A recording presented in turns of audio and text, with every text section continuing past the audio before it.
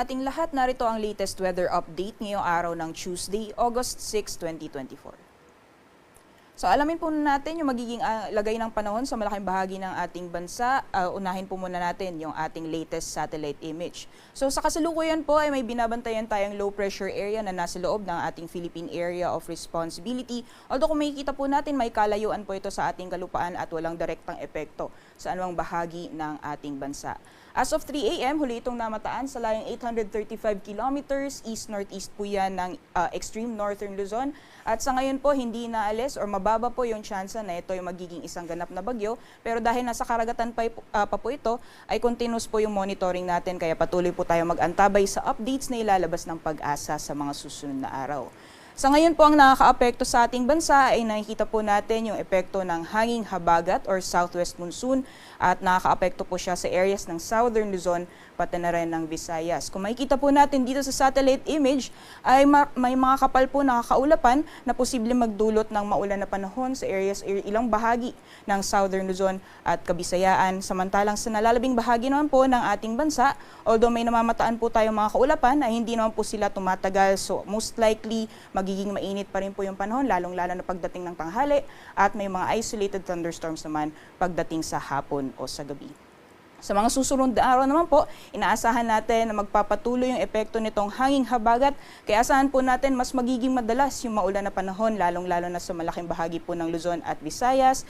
At possible or mas magiging madalas din yung mga isolated mga pag-ulan pagdating sa hapon o sa gabi o sa madaling araw.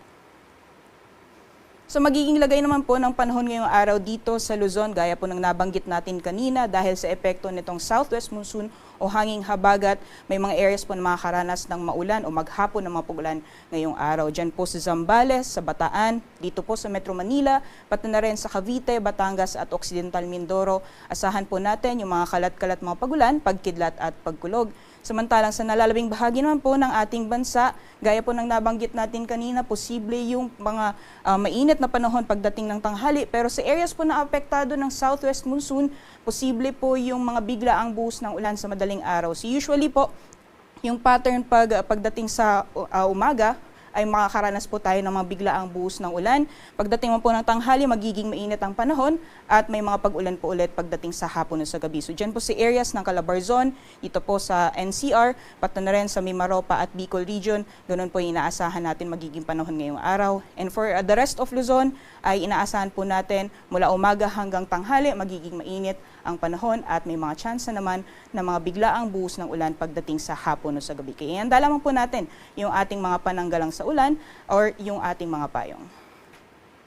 Sa agwat naman po ng temperatura ngayong araw, dito po sa Metro Manila aabot ng 32 degrees Celsius maximum temperatures, 16 or 24 degrees maximum temperatures para naman sa Baguio, para naman po dito sa Lawag maglalaro mula 25 hanggang 32 degrees Celsius, 25 to 34 para naman sa Tugigaraw at 24 to 32 degrees Celsius for Legazpi. Samantalang dito po sa Tagaytay ay maglalaro mula 23 hanggang 31 degrees Celsius. So magiging lagay naman po ng ating panahon sa nalalabing bahagi ng ating bansa.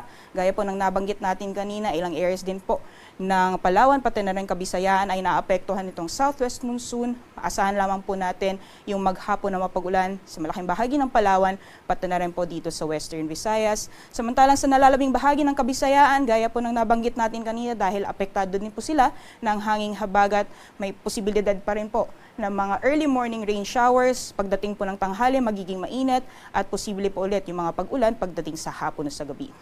For Mindanao area naman po, mainit mula umaga hanggang tanghali. Pagdating po sa hapon ay may mga posibilidad pa rin na mga isolated rain showers or thunderstorms o ito po yung mga panandaliang buhos ng ulan.